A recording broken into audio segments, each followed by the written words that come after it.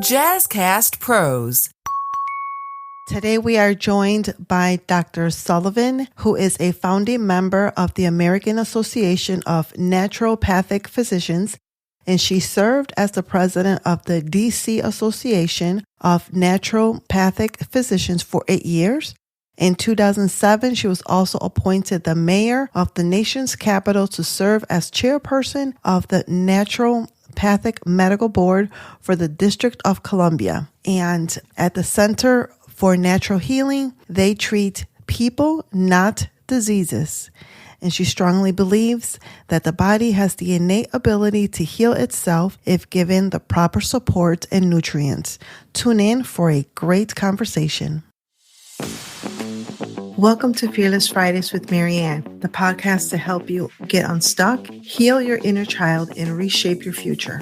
I am your host, Maryann Rivera-Dannert, and with over 10 years of experience as a coach, author, speaker, and owner of MRD Empowerment Solutions, I use my personal life experience with trauma, healing, and rediscovery as a catalyst for personal growth. My mission is to empower you to discover and unlock your full potential, paving the way to a life marked by freedom and balance.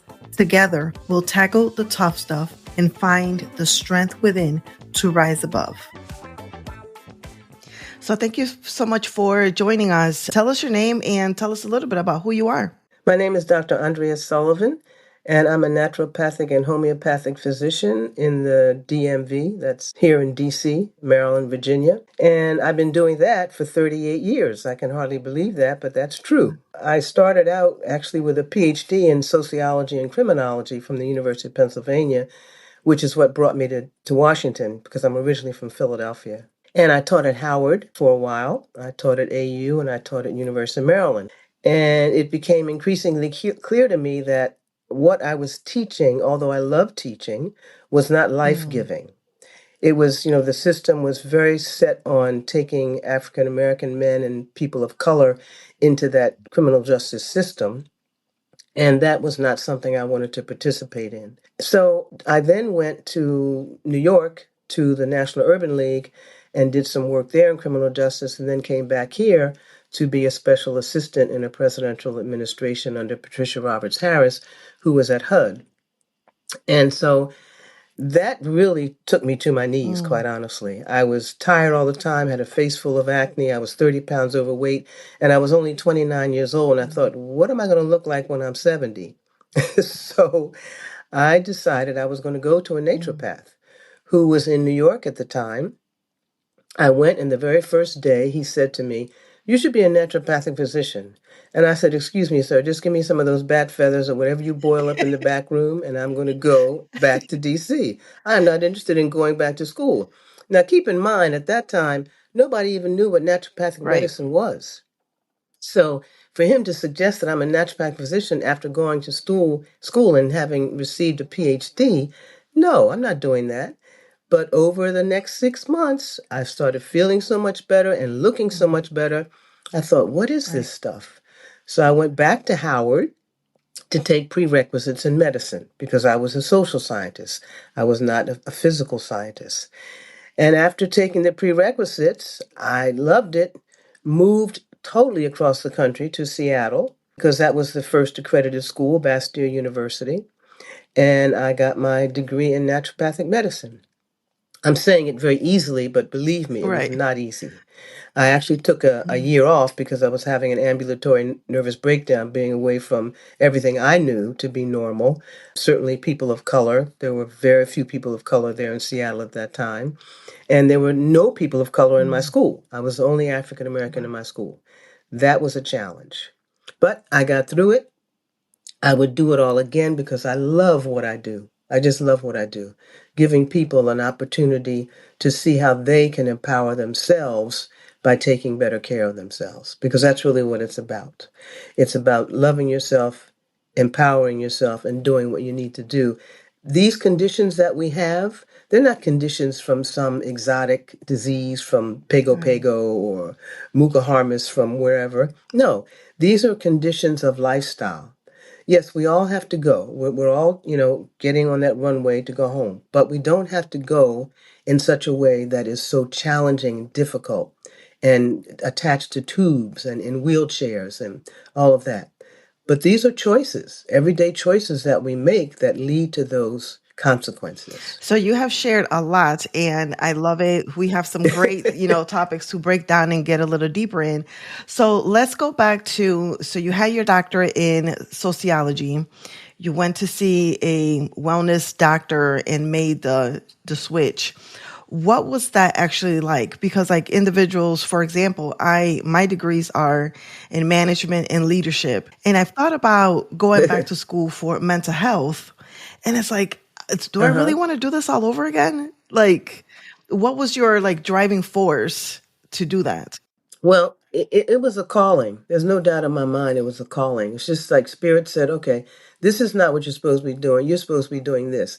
Now, you can combine the two because in my books, there is a whole section that talks about sociology in terms of the whole history of slavery and how we got to these diseases and how we got to this place that continues to threaten our lives. So I have combined the two in many instances, but it's a calling. There's no doubt about it. It's just a calling. I could not do it. That's what I couldn't be here today thinking I wish I could have been a naturopath. No, I don't have an I wish list. I have a wish list that I fulfill, and one of them is to be a naturopathic physician. And I want to make a distinction here. You said a wellness person, and that's all well and good, but naturopathic physicians are not not just wellness people. We are people who take state exams, who take federal exams. We have to have certain amount of licensure credits, and we get a license to do what we do. There are many people who are wellness people, and they get certificates, or they get nothing. That was one of the issues when I first came to DC. We didn't have a law in DC at first. So anybody could come in and say that they were a naturopath. We had people come in from Idaho and Iowa bringing truckloads of herbs, literally, and food saying Oh, that they were wow. naturopaths. And I thought to myself, no, I'm not going to do this. I spent too much time and money changing my Right. whole life moving across the country to be a naturopathic physician. So I was blessed to be the first naturopathic physician to be on the board of medicine, the conventional board, the allopathic board of medicine. And from that experience, I was able to get the first law passed in DC that licensed naturopathic That's awesome. physicians. That's amazing. So now we do indeed have a law that says you have to have state board exams and you have to have federal exams and you have to have gone to an accredited school that says you can be a naturopathic physician. I love that. So all that is very different right Yeah, now. I love that. And you also mentioned that you were the only African American in your school, not just the school, but also, probably one of the few in the state. How did you deal with that? That's why I took a year off because, as I said, I was really not doing well. The first year I was in Seattle, I cried every day, every single day. And by the beginning of my third year, my dad called and said, "How you doing?" I said, "I'm not doing so good." And it was my birthday. And he said, "We need to come home." And so I did. I took a year off. I got very involved with my spiritual group. I did a pilgrimage with my spiritual group. I traveled a little bit, thanks to my grandmother. And I decided I needed to focus more on my own healing, my own concerns, and my background. And I brought all that into play during that year and created a sense of confidence and wellness for myself in order to be able to give out to others. You can't give from a lack. True. You can only give from an Right. abundance. And when I went back to school, I was very capable of withstanding the comments like, "Can I touch your hair?" Or, "I have no black friends and I'd like you to be my friend." Well, that's not a criteria to be my friend. You have to want it more than that. So I dealt with all of that. And again, it was very painful, but it led me to who I am now and also to recognize all of the things that we go through as people of color that lead to these diseases. And this is what my second book is primarily about, The Sacrifices of Superwomen, Natural Remedies to Restore Balance, because I'm acutely aware that these kind of microaggressions and macroaggressions increase our stress responses. The stress responses increase inflammation, and the inflammation creates disease. Period. End of story. It's unfortunate that, those things happen to you, but it's also important to know that they're still happening. One of my friends who, she switches her hair all the time from like locks to, braids and things like that. Sometimes she'll, have her hair natural. And this is 2024. And I want to say a few months ago, an employee asked her, a coworker, "Can I touch your hair?" And she's looking at her like, "Do not get near me." Right, exactly. Right. Put up the cross. No, I Yeah. understand. I understand. Well, it's born out of ignorance, and I don't say that in a malicious Mm-hmm. way.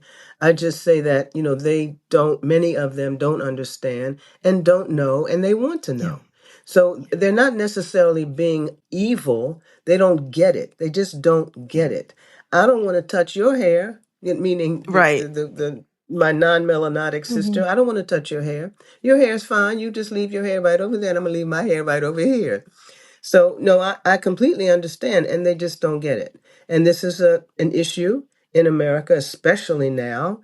I don't want to get into that because we'll be here all day, but they just need to understand. But the thing is, Maryann, non-melanotic people have never had to understand us. That's not something they've had to do to get by. We have always had to know about them. Always, always, always. And be better than them, obviously, to get where we wanted to be, even because of the color of our skin. That's the only reason. We've had to prove ourselves over and over and over again. They never had to do that. Many of them never had to do that. I don't want to say all of them, but many of them never had to do that. So yes, it's still an issue, and they have to be educated. Correct. You also mentioned that during your research, you found that there's a linkage between, slavery and some of the diseases that are, Yes. in the Black and brown community. What are some of those diseases and what's the connection? Well, almost all of them, actually, because again, when you look at the rates of cardio-arterial disease, when you look at the rates of hypertension, when you look at the rates of strokes, when you look at the rates of breast cancer, one of the reasons I did this book, I was aware that indeed we don't get breast cancer more than Caucasian women, but we die more from it. And we die more from it because we don't take care of ourselves. Hence the name of the book, The Sacrifices of Superwomen.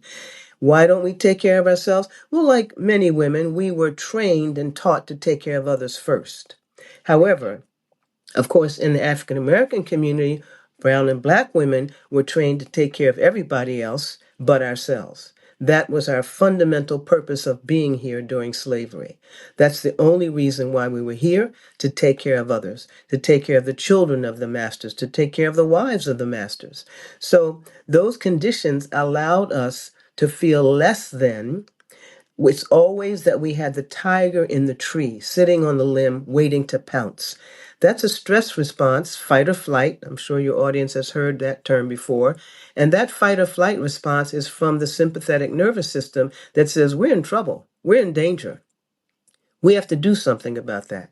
And doing something about that is what we don't do. We don't do enough of that for ourselves. We do it for everyone else. And that is the issue. So it is about self-love is not an option. We have to have that in place. And people say all the time, "Yeah, I love myself." And then they're eating things that really don't support their bodies. They make choices that don't confirm that self-love.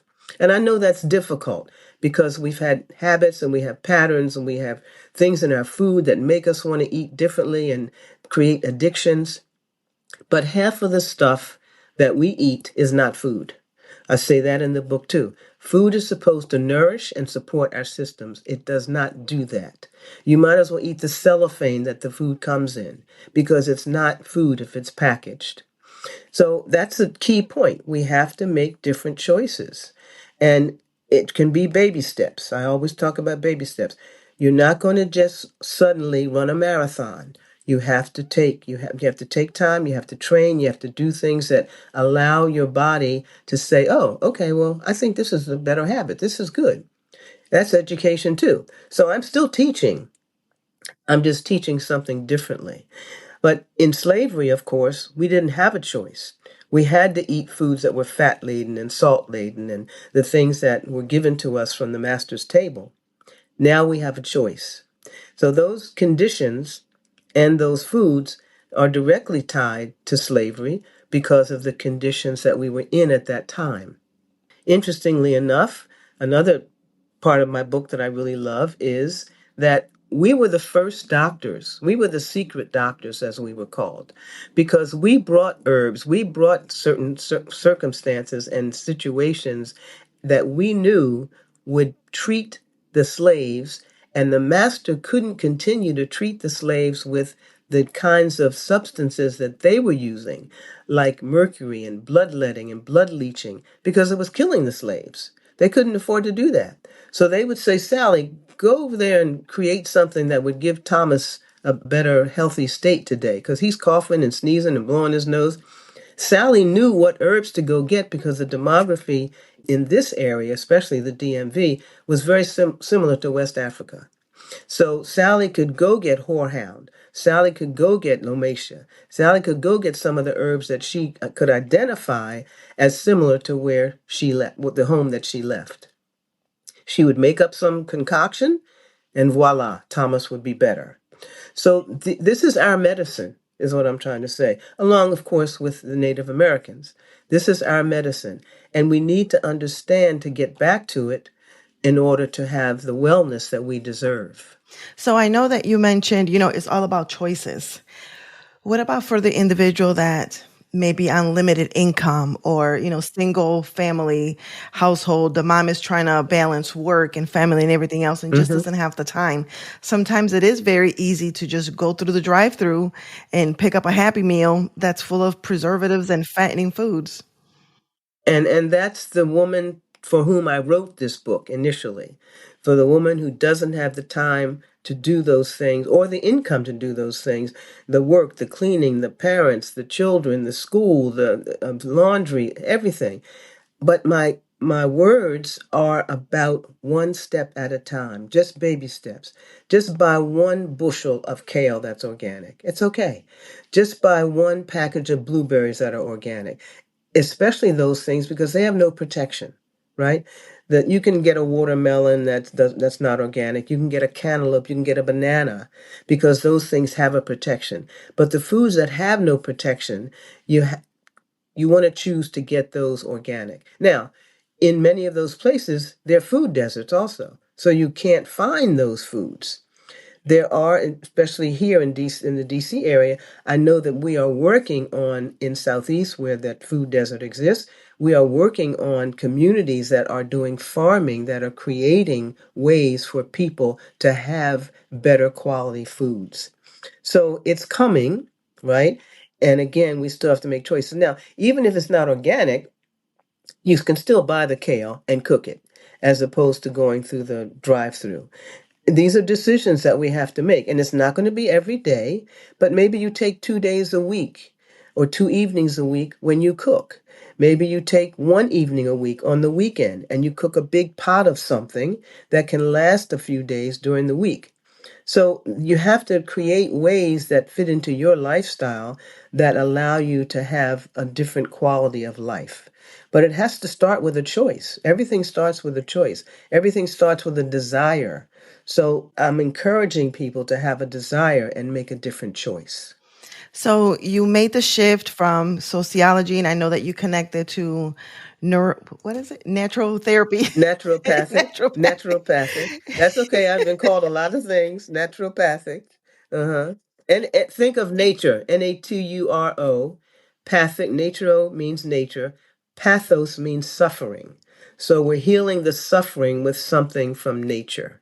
Naturopathic physician.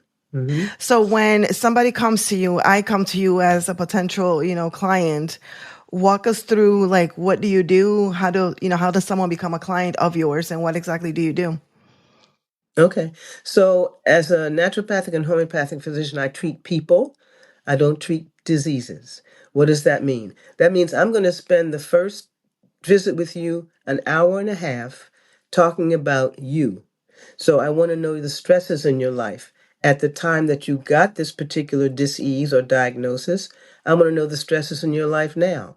I want to know your sleep patterns, your food cravings. I want to know the ways in which you relate to other people. What are your relationships like at home? What are your relationships like at work? What are your relationships like with your friends? All of that is involved in treating a person who happens to have a disease. I'm not treating a diagnosis. I'm treating a person.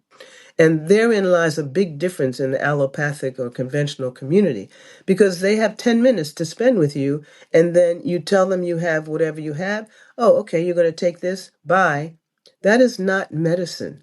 That is health, that is sick care management. That is what that is. That is not health care. So we have to shift the paradigm, and people, not naturopaths, because naturopaths, only a handful of us, we can't make the choices. We can't make the decision. People have to demand that their insurance companies cover naturopathic physicians. They have to demand that more naturopaths be included in their network. They're the ones that have to call and say, do you have a naturopath in your network? Do you have this? Do you have that? That's what's going to make the difference, not necessarily us. Now, of course, many people come to me, pay out of pocket, and can afford to do that, and some can't. Some say they can't, however, yet they get their hair weaves and their nails done every month, and they have their massages and their Nordstrom It's all extravaganzas. about choices. So, it's all about choices. It's all about priorities. I had somebody say to me one year, I can't come because I spent too much money on Oh, Amazon. Okay. If you want to give your money to Amazon, that's fine. I'm not mad at you, right. but just know the choices that you're making. So, yeah, I treat people, not conditions. So, the first visit, after that, I would give you a homeopathic remedy. And homeopathy is a whole other conversation. It is the use of herbs, it's the use of minerals, it's the use of some animal substances, but in very dilute amounts. So dilute that only the energy of the herb or mineral or animal substance is available.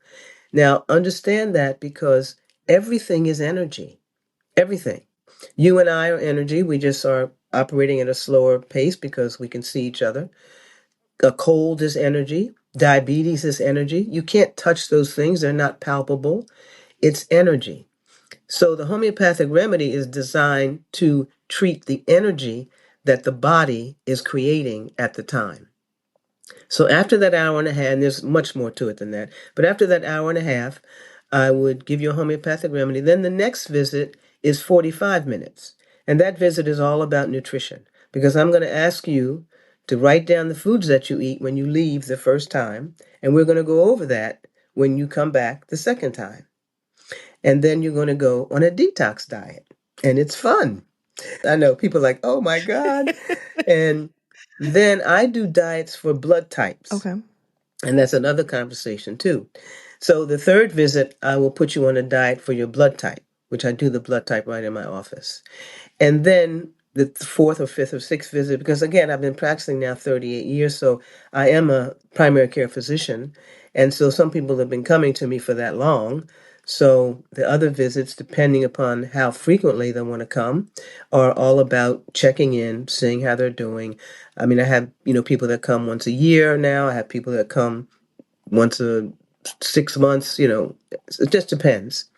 So, but we're constantly looking at the progress that you're making and what it is that needs to happen to get you to be even better.